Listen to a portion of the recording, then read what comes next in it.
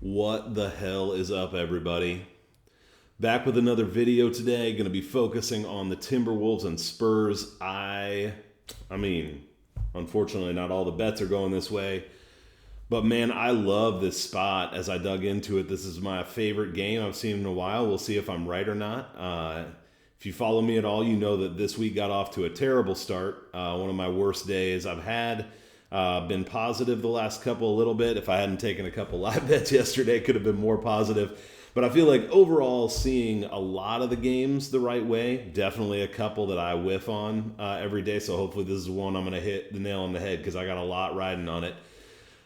So what I want to do today, I'm going to go through this Timberwolves Spurs game, kind of break it down. You'll pick up on what some of my bets are along the way. And then at the end, I'll recap everything I'm betting for this game. But want to just give you a good breakdown. And then if you want any other info, I have a couple other things at the end. But let's jump into it. So first of all, in terms of looking at the total in this game, which is 219.5, it was higher than that. It's come down some. San Antonio, this is a trend now. They just do not score on the road. They're averaging 101.1 points a game on the road, 107.9 overall at home. It's like 114-ish. So they're averaging 7 points less on the road than they are overall for the season, and like 12 or 13 less than they are at home. Their team total tonight is 109.5. They are 1-7 over that number on the road. Minnesota has only given up 109.5 or more than that, so 110 plus, once in 6 games at home. And so both of these teams come in like San Antonio does not score this much on the road, and Minnesota does not give up this many points at home. On the other side, in terms of Minnesota's scoring, there's this thing, like I hear it in podcasts I listen to, like people talk about Minnesota and it's like this gut reaction of like, oh, it's Minnesota, it's going to be high scoring. And I feel like people are still thinking about the Timberwolves from last year. Like I understand that their pace is okay, but if you look at the totals in their games, these games are not going high.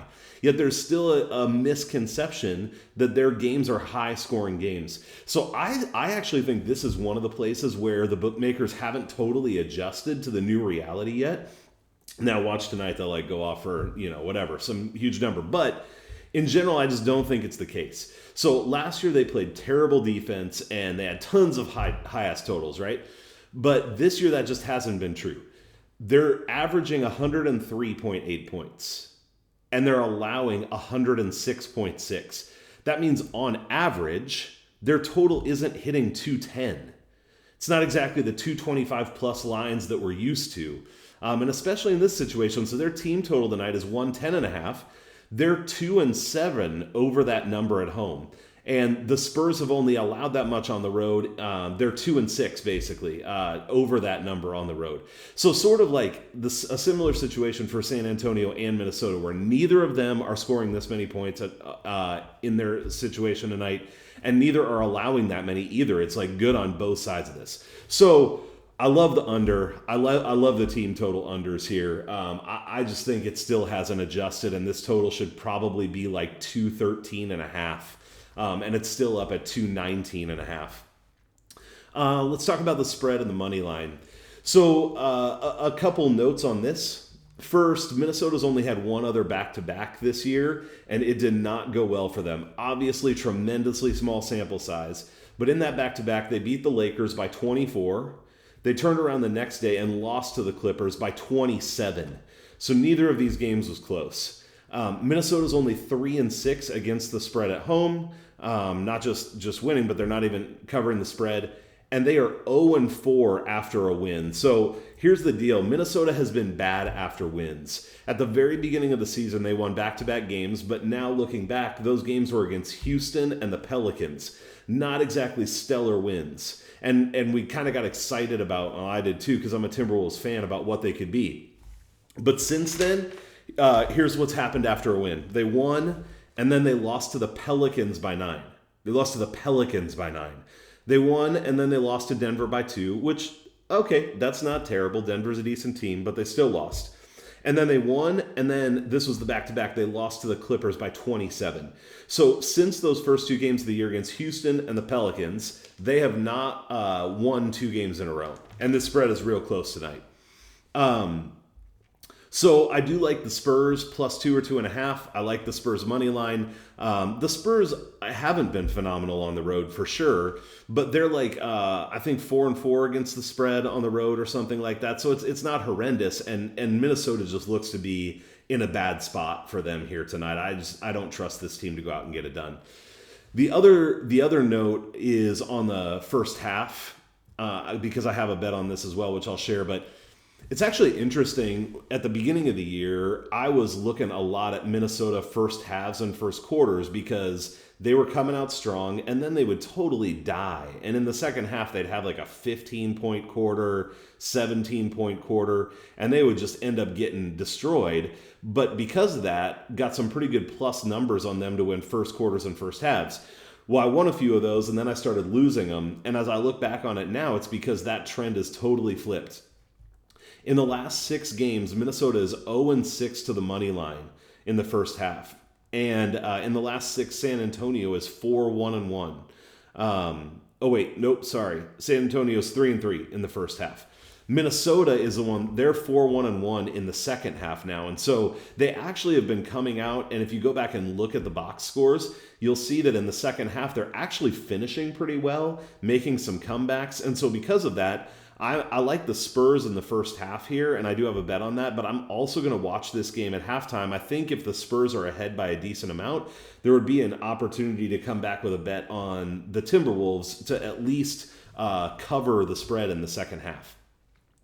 Okay, so that's the breakdown on the game. I do have kind of a lot of bets on this. Here's what I have. I put 2 units on the under. I got it at 220. It's a 219.5. As I told you, I like that still.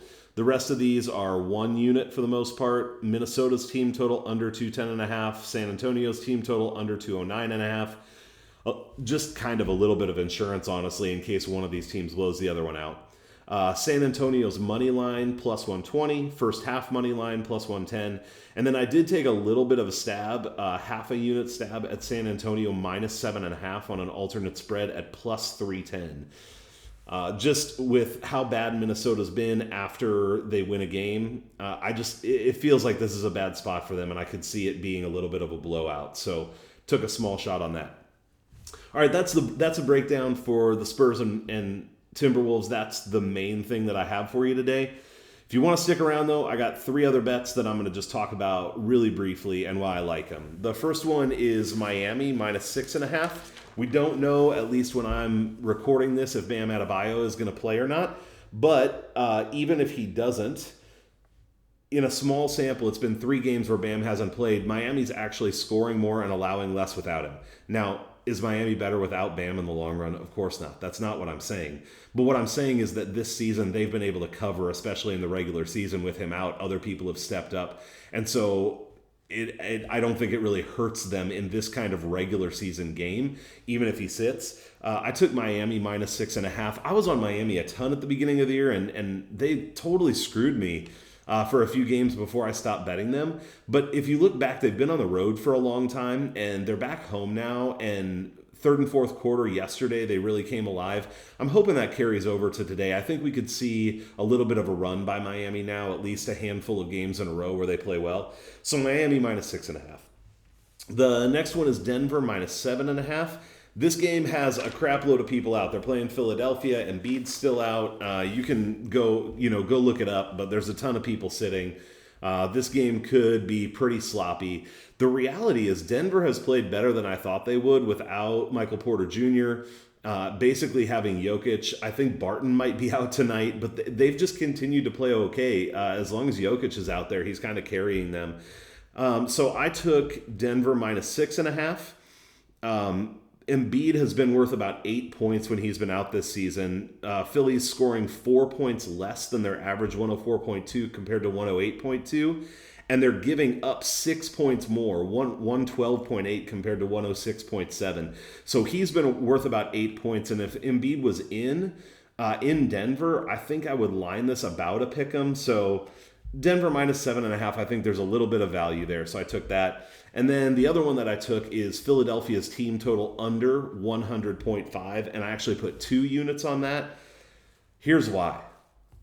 Denver just does not allow any points at home. They're allowing 93.6 points.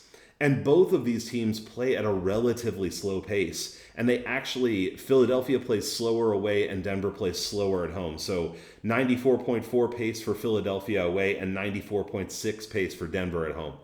94.4, sloppy game, lots of people out. Denver only allowing 93.6. Without Embiid, the 76ers have scored 104.2 a game. So they are averaging more than this 100.5 with Embiid out. But I just think this is a bad spot for them to score. So I went and took their team total under 100.5. Hey, a couple things. Would love for you to hit that subscribe. Give me a like. Always open to hearing comments too. What made sense to you? What didn't? What do you like for tonight? And then go check me out on Twitter. I'm at NBA Attack with 1A, and I will see you there.